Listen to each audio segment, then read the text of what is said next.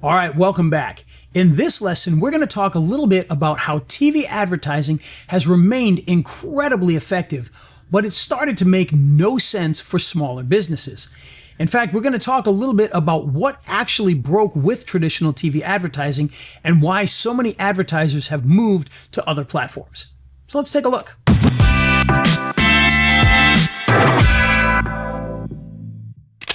Okay, on to lesson 2. In the previous lesson, we established that television advertising itself is extremely powerful, even today. So the obvious question becomes, if TV ads are so effective, why did so many, especially small businesses, stop using them? This lesson is going to answer those questions. Traditional TV advertising didn't stop working because people changed or because TV lost its influence. It broke because the systems used to buy, sell, and measure TV ads became inefficient, overly expensive, and misaligned with how modern businesses operate. TV advertising, well, it became too expensive. In reality, it was always expensive, but it definitely became more expensive to access with a smaller audience. One of the biggest problems with traditional TV advertising has always been the cost. Buying TV ads required large upfront commitments, there were minimum spends, long-term contracts, and production costs that made entry very, very difficult. Even businesses that could afford TV advertising often struggled to justify the risk of creating a commercial, getting locked in, putting it out there, paying for the ad buy. For many local businesses, TV advertising was not a strategic choice. It simply was out of their reach when it comes to the finances. Traditional TV advertising also came with very little flexibility. Once a campaign was booked, it was very difficult to adjust. If an ad wasn't performing well, if the messaging needed to change, or if market conditions shifted, the advertisers were often locked into long-term contracts, and it was very slow and difficult to make any changes, if you could even do them. This rigidity made TV advertising feel very risky, especially to local businesses, and especially when compared to emerging digital channels that allowed for rapid testing and iterations. Targeting was also very broad and very inefficient. Traditional TV ads were sold based on large geographic regions, often entire metropolitan areas or designated marketing areas. To put that in perspective, where I live in Loganville, Georgia, we're actually split in half by 2 different counties, and we have multiple cable outlets here. So when you talk to one of the cable outlets, oftentimes their region would be in one county, so you could get half of the city and then a bunch of cities you didn't want, and then another different rep would have the other half of the city and a bunch of different cities around it, and you could not get the full area that you wanted without picking up all the other cities and paying basically double to get 2 different areas. That is completely inefficient and just out of the reach for almost every local business in our small town. That meant people were paying to reach people that were not their potential customers.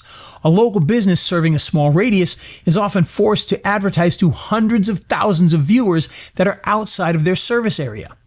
This inefficiency made TV advertising feel even more wasteful rather than strategic. Now, TV also targeted programs and not people. Unlike modern digital platforms, traditional TV offered little control over who actually saw an ad. Advertisers couldn't target based on location within a city, household characteristics, or viewing behavior. Ads were placed into programs, not audiences. As an example of this, you may talk with your representative and you know what your target audience is, and they're going to say, well, gee, on A&E, these programs are going to kind of fit your audience, so we'll place you on A&E at 7 p.m., and hopefully that will get the audience that you want. That's not very targeted, and it's not very effective. This lack of precision limited TV's usefulness for businesses, especially small businesses, that needed the targeted exposure rather than mass awareness. So the other thing is, advertisers couldn't really see actual results. Measurement was almost impossible when it came to this. Traditional TV relied specifically on ratings and estimates. Advertisers were told approximately how many people might have seen their ads based on sampling and statistical models. So they can say, well, A&E had this many viewers, and but it wasn't necessarily your viewers, and it didn't really tell you how many people went to your website. And of course, if people were using things like DVRs, they were probably just skipping right past your ads anyway. So there was no clear reporting on actual impressions delivered, completion rates, or frequency at the household level. For businesses used to digital analytics, this lack of transparency could be very, very frustrating, especially considering the prices. Now, optimization is also pretty much impossible. Because measurement was indirect, feedback was very slow and unclear. Advertisers often had to wait weeks or months to determine whether a campaign had any impact at all. And even then, the results were difficult to attribute with confidence. Did you get the calls because of your TV ad? Or did they find you on Google? Did they see you on a billboard? Did they find you in a magazine or a newspaper? You really couldn't tell most of the time, and so you kind of had to just guess, well, it seems like my TV advertising was effective. But this makes optimization almost impossible, and it reinforces the perception that TV advertising is nothing more than a guessing game, because it kind of was. Now, TV advertising, of course, was built for the big brands. Taken together, the high cost, the wasteful targeting, the rigid contracts, the poor measurement, traditional TV advertising effectively excludes local businesses for the most part. And many businesses didn't avoid TV because they didn't think it worked. They avoided it because the system didn't make sense for their scale, their budgets, and their risk tolerance. TV advertising became something that only large brands could realistically use. Now, advertisers also lost confidence in the system itself.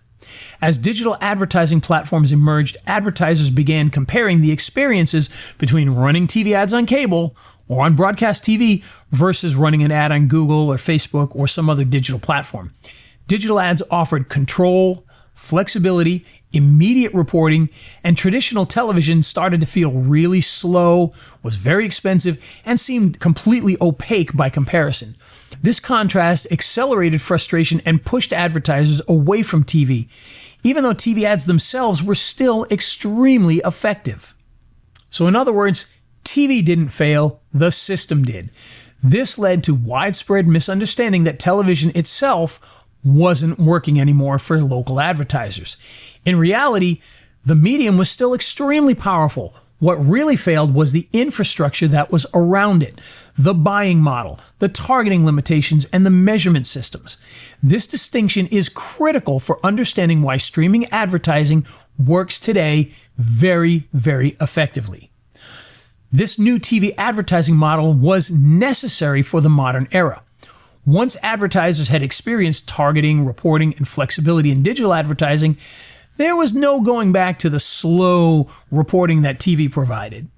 The industry needed a new way to deliver TV advertising, one that preserved its strengths while removing all the inefficiencies. This made the evolution towards streaming not just likely, but inevitable. So here's the key takeaway. Traditional TV advertising broke because it became overly expensive, inefficient, and opaque, not because TV ads themselves didn't work. Understanding that distinction is essential for understanding what's coming next. And speaking of what's coming next, in the next lesson, we'll examine where the audience went when they left cable and why advertisers had no choice but to follow them.